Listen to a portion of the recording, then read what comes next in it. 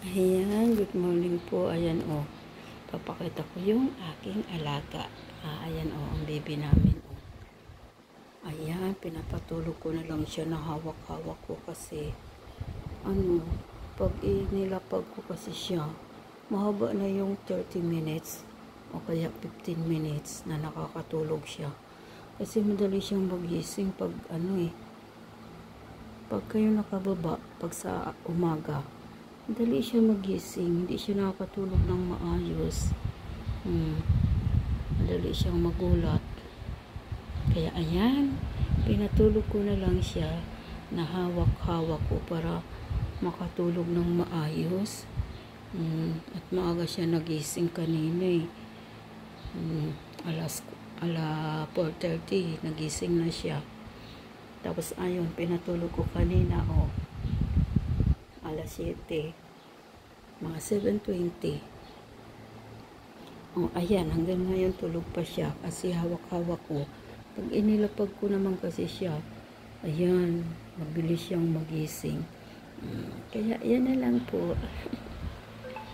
Ganyan na lang hanggang sa magising siya. Ayan po. Ayan ganito ang ko ganito ako kabisi sa araw-araw. Pagka yung aming baby, ang aking apo gising na, ayan, ako na ang mag-aasikaso sa kanya. Kasi ang mag-asawa puyat sila sa kay baby kasi minsan nga maaga na gigising, tapos ayun, patutulogin ulit. Ayan ayan, mahaba na ang tulog niya ngayon na nandito siya sa akin na hawak-hawak ko. Yan po. Yan lang. Buti naka-upload na ako naka-upload na ako ng mga coins. Yan ang aming baby. Ayan ang aming baby. Sarap ng tulog niya Sarap ang tulog niya.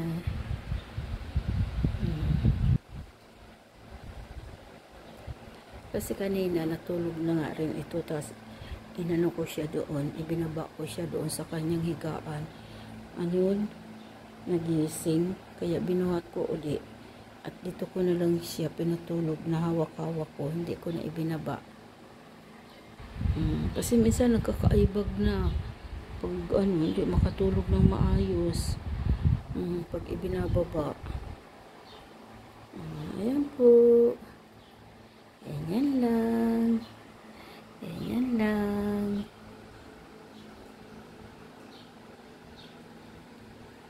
Ang baby namin. Na to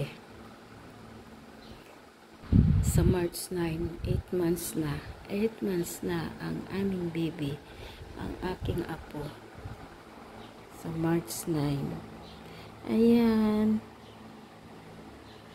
Mabilis lang lumaki. Kailan lang yun Kailan lang. Ang bilis lumaki ng baby namin. Hindi nakakainip.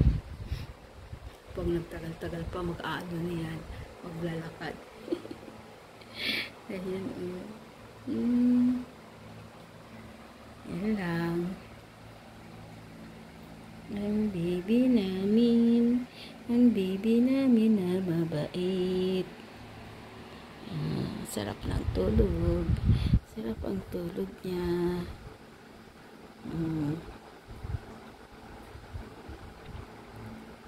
Ang sarap ng tulog ng baby namin.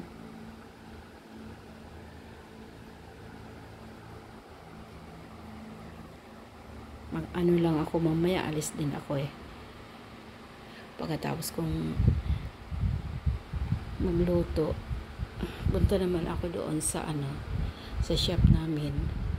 Tulungan ko naman yung asawa ko doon kasi pag Sabado at Linggo, pwede naman ako pumunta doon at walang pasok ang aking anak. Pero kung may pasok siya ng Sabado, hindi ako umaalis kasi minsan may pasok siya eh. May OT. Ayan, pero nandito lang siya sa bahay, nagtatrabaho. Work from home pa rin siya. Ang sabi nga niya, malapit na daw silang umano doon sa Makati, bumalik. Baka sa May, balik na uli sila sa Makati. Kasi wala pa nga nung pandemic eh. No, ilang taon na yan na work from home sila. Tapos ang sabi daw ng ng may-ari ng company, hindi na daw quality ang trabaho ng iba, kaya babalik na sila sa pag-uopisina sa Makati. Kasi kung minsan daw yung iba mag-asawa na makasama daw sa trabaho ang gumagawa daw ng ano bang tawag doon, yung gumagawa ng na dapat doon sa babae. Halimbawa, mag-asawa, magkasama sila. Ngayon, yung trabaho ng babae, yung lalaki na ang gumagawa, yung asawa niya. Kasi, siyempre, nasa bahay lang, hindi nakikita. Kaya, hindi na daw quality ang mga trabaho. Kaya, ayun, babalik na sila sa office. Baka sa May, balik na silang lahat sa office. Kasi malulugi ang kumpanya pag hindi quality ang mga gawa nila. Yun po.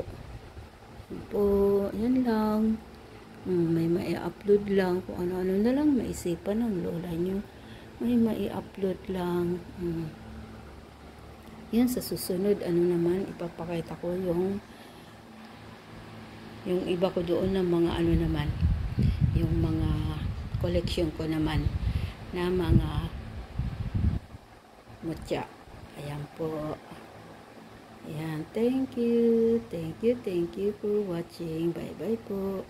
See you on my next video. God bless po. God bless us all.